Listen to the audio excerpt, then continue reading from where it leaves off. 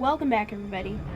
Now today, what I thought we could do is we are going to go over my opinions of the top 10 champions ranked in Marvel Contest of Champions. We're going to be starting at number 10 and going to number 1. But before we begin, I just want to say that this is my opinion. You can have your own. My opinion is not right. It is not wrong. It is just my opinion. Alright, but the first person who is going on our list placing at number 10 is Egon. Now, you may be disagreeing with me right away because Egon is such an insane champion, but the reason I put him so low down the list is because he's really only insane in Realm, Labyrinth, and Abyss. I'm hoping I can find some better places for him. He is a ramp up champion, but sometimes that can only really be useful in ginormous fights. But if he was more useful and more well-rounded, he'd probably be within the top 3. But then again, that'd be really hard to rank with the people who are already in the top 3, which you will see in a little bit. Alright, but coming in 9th place is thank God, is the man with tons of utility, the tech champion called Warlock. Now Warlock, his damage output isn't crazy. It's not like through the roof or anything. The reason this guy is so insane is because of his utility. He power drains people, and if you have the awakened ability, he can also degen them while they're power draining. And the special too, if you can get a lot of crits, it's really insane. If you don't, it's not quite as good. However, it's not terrible. But this guy can completely stop regeneration. He's immune to both bleed, poison, cold snap, and frostbite. And he can stop regen, and when they try to regen, he just power drains them. So yeah, this guy has tons of utility. The damage isn't quite there, therefore I put him at number 9.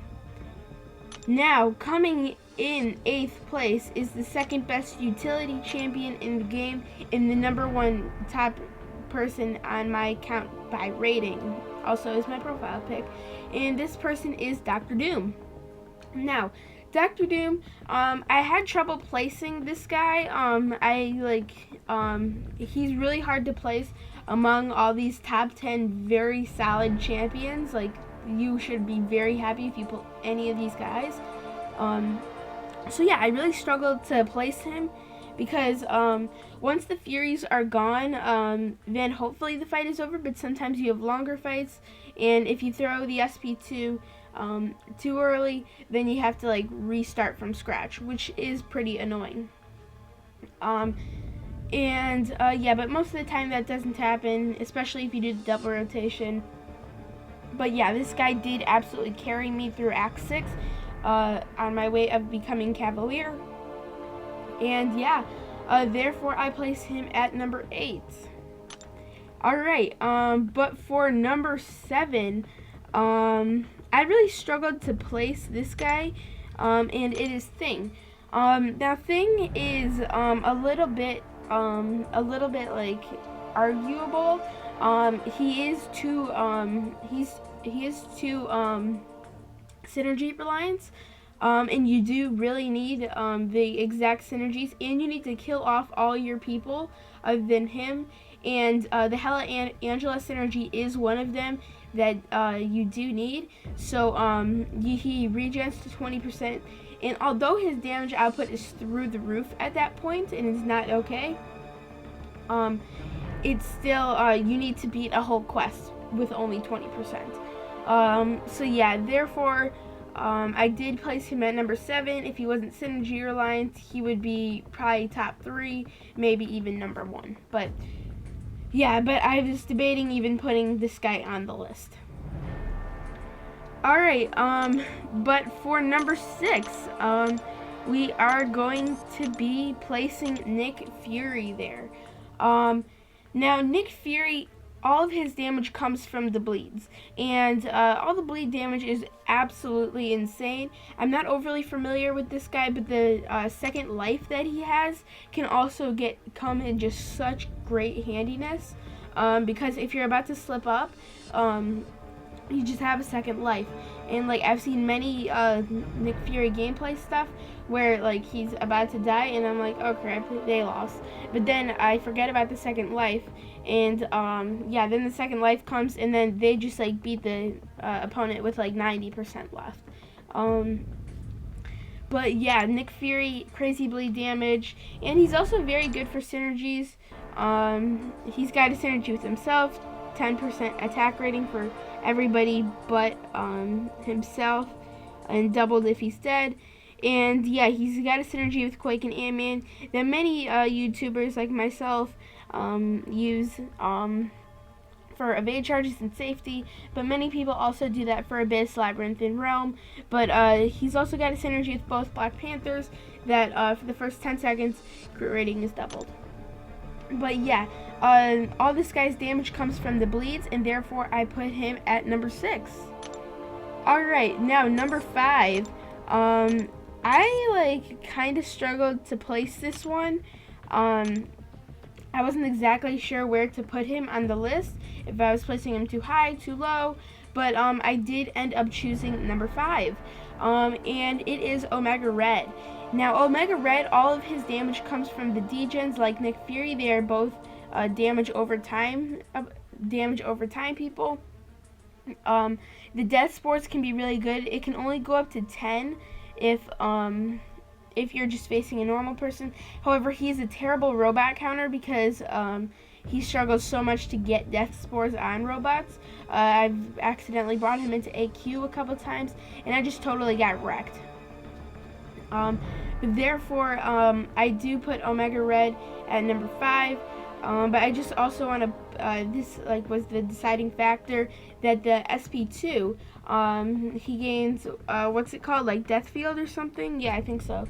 That he gains Death Field or something, and the death spores go up so much easier and way past 10. I'm pretty sure the max he can get is like 30.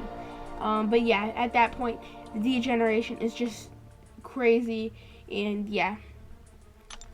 Alright, but placing at number 4 on the list is Corvus Glaive.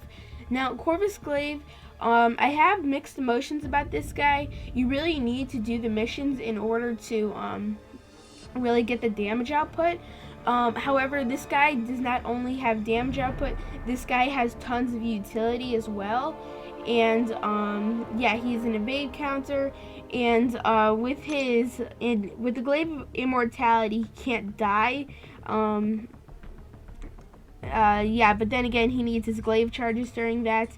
And Glaive immunity, he's immune to Cold Snap, Bleed, Shock, and yeah, and not Frost and Frostbite too, while the Glaive charges are active. However, if the Glaive charges are not active, he does die. But yeah, this guy can be a little bit annoying with managing the Glaive charges. He is a ramp up champion, but he's terrible for Realm, Labyrinth, and Abyss, so don't even try to bring him in there. It's absolutely terrible. But yeah, once the Glaive charges are gone, it can be really annoying, and the cooldown is a long, long time. Alright, but placing in 3rd place is one of the greatest champions in the game, Magneto. Now, Magneto, even his specialty is going against metal champions. However, he is insane even not against metal champions. The metal champions reduces their ability accuracy and does a lot more. However, this dude does have the biggest special 3 in the game, and he has a really nice special 2. However, it can be a little bit annoying to build up all the prowess in order to get him to the special 3. He definitely is worthy of the number 3 spot. Alright, now the last 2 people, you may disagree with the order, but I think we can all agree that these 2 people are the top 2. But number 2 is Quake.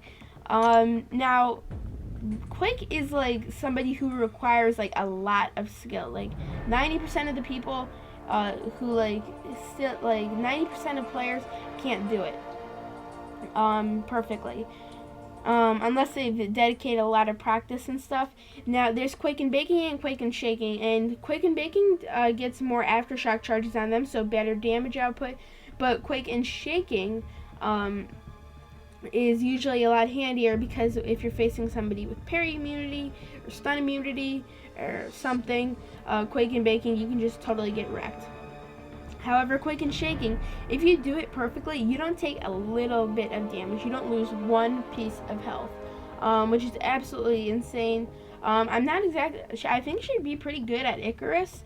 I'll have to look up on YouTube and see if there's anything about that.